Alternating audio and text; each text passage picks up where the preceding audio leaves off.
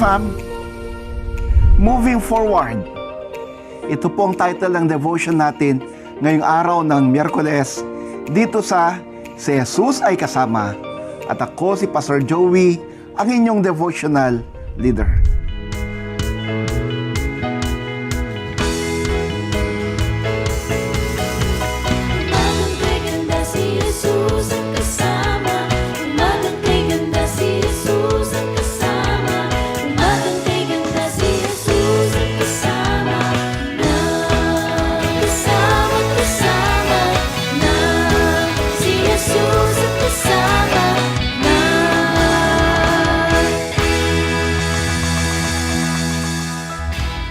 Sa umagang ito, mga kapatid, pakinggan natin ang awiting ito. Christ be our light.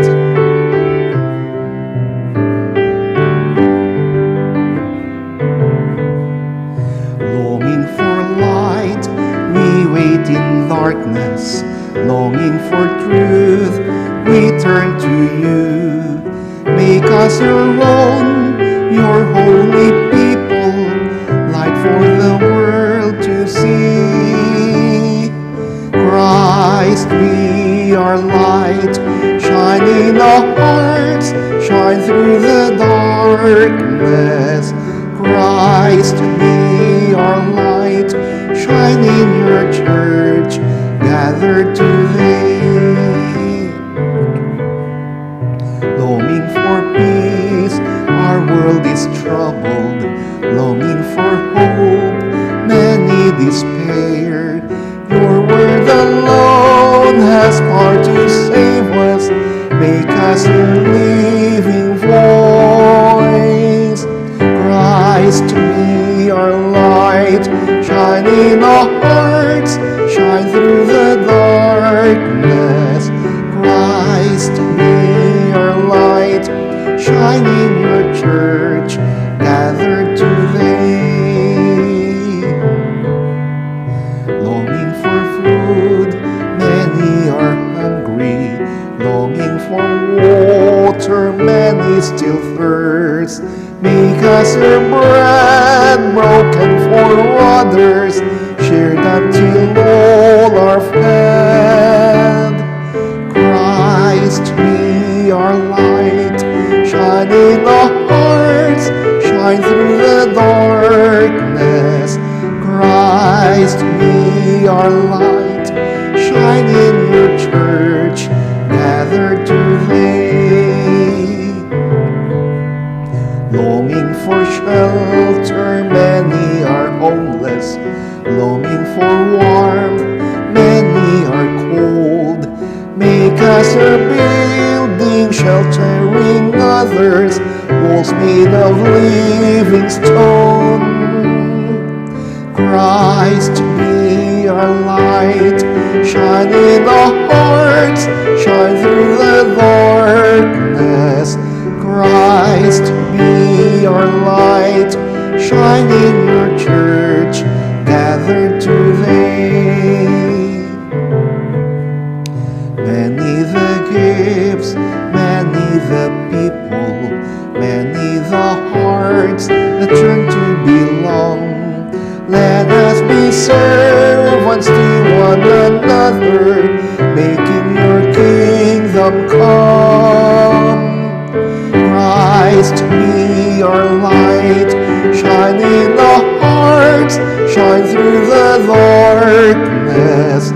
Christ be our light, shine in your church, gathered today. Napakagandang mensahe ng kanta, di po ba? Friends, first of all, I would like to thank you for joining me in prayer this morning.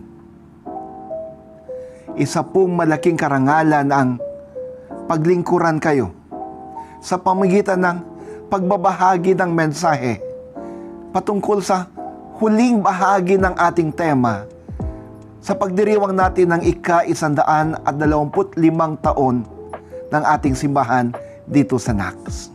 Lahat po tayo ay may kanya-kanyang dahilan kung bakit tayo'y nagiging mga alagad ni Jesus. Kung bakit tayo Kristiyano. At ang isa dyan ay upang ibahagi ang walang humpay na pagmamahal ng Diyos sa pamamagitan ni Kristo Jesus. Subalit, may mga pagkakataon na hindi natin na ibabahagi ang mensahe ng kaligtasan, ang mensahe ng pagmamahal ng Diyos sa atin. At itong nagiging dahilan upang sa ganun ay hindi lumalago ang ating simbahan. Atin nga nating siya sa atin ang mga nagiging hadlang upang sa ganun ay maka-move forward tayo sa ating pagmimisyon. Una, pansinin natin, kailangan nating i-rekindle ang ating passion for mission. Rekindling our mission. Paano? Sa pamamagitan ng ating pag-discover muli kung ano nga ba ang dahilan kung bakit tayo nagmimisyon. To move forward in our mission, friends, we must first revisit the core purpose behind it. At ano nga ba yun?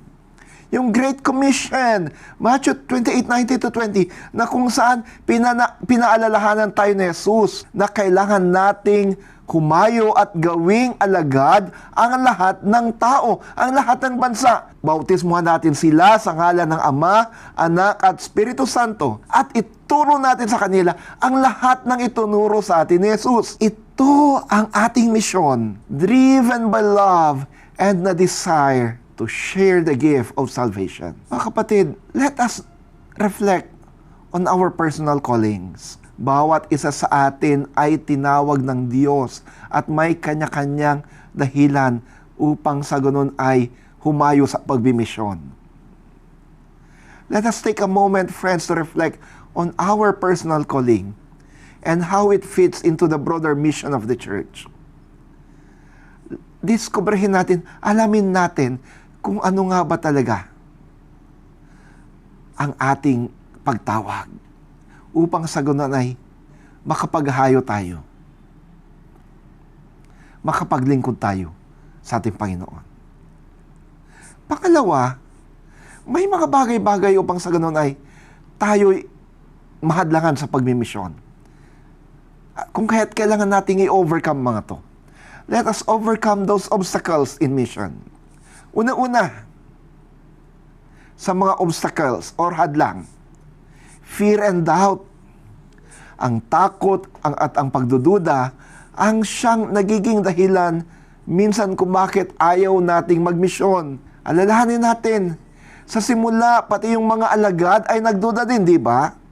Subalit, sinabihan sila ni Jesus na huwag matakot bagkus magkaroon sila ng pananampalataya. Matthew 17:20. So, friends, kapag mayroon tayong pagdududa, kapag tayo natatakot, tayo sumangguni sa Panginoon, tayo manalangin, tayo magbasa ng banal na kasulatan, at tayo'y sumama sa kalipunan ng mga mananampalataya upang sa ganun ay makakuha tayo ng suporta at encouragement. Ano ang isa pang solusyon upang sa ganun ay ma-overcome natin mga obstacles for mission?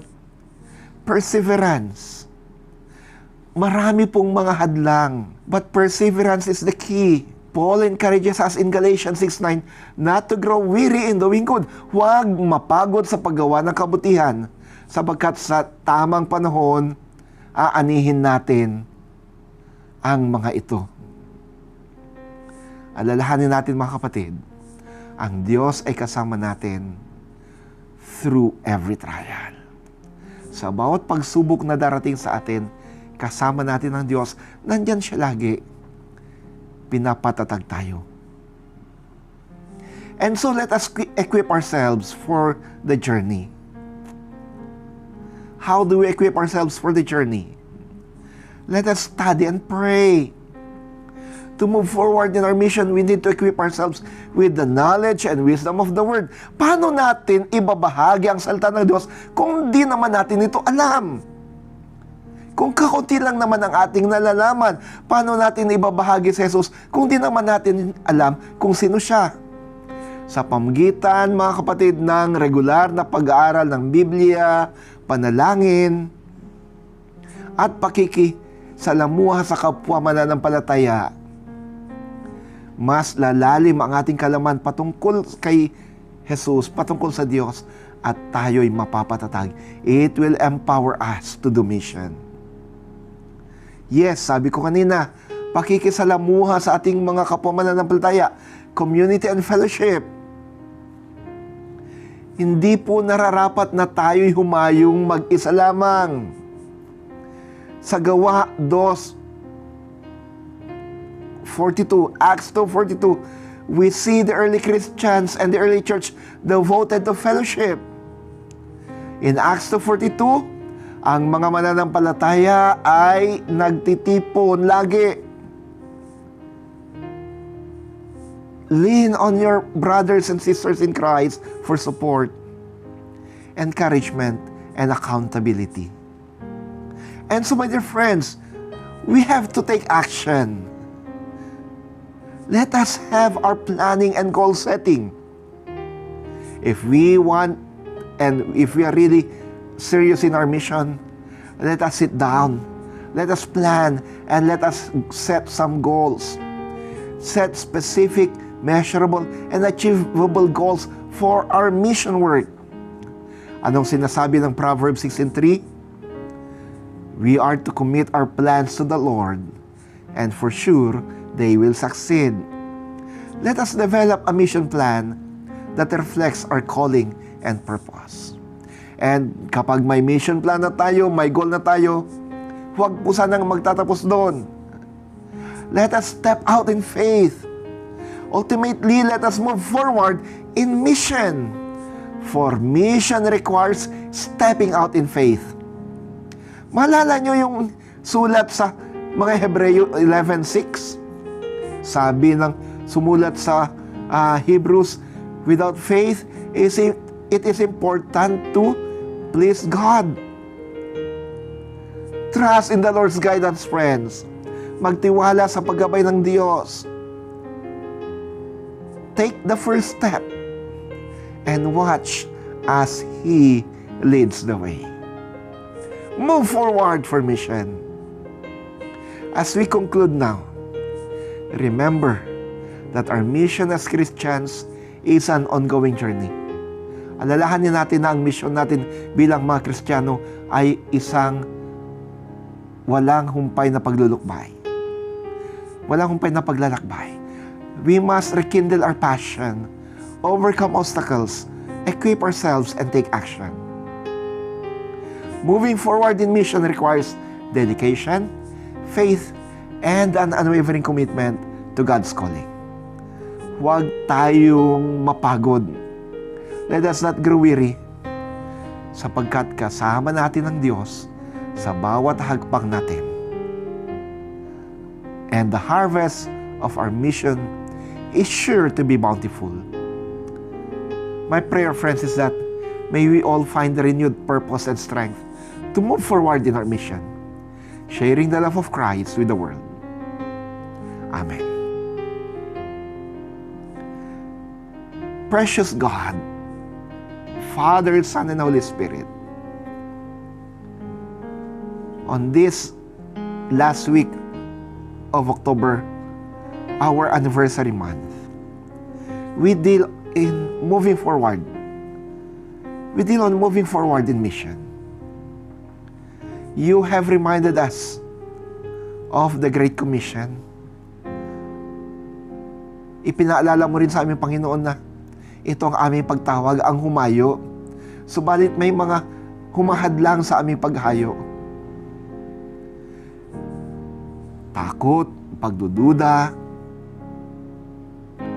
Kapag dumating mga panahon ito, Panginoon, kapag dumating mga gantong sitwasyon, patatagin kami.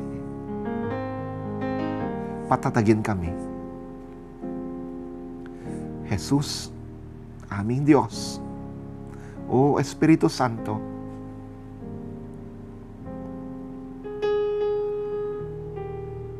ako'y lumalapit ngayon para sa mga kapatid na kasama ko sa morning devotion na ito. Sila inyong ingatan, magpalain, pagalingin at basbasan, patatagin upang sila din ay humayo upang ibahagi ang mabuting balita ng kaligtasan sa lahat ng dako. Sa ngalan mo, Kristo. Amen. Sa lahat po na nagdiriwang ng kanilang birthdays and wedding anniversaries, happy birthday po and happy wedding anniversary. And to you, I declare blessings upon blessings as you celebrate.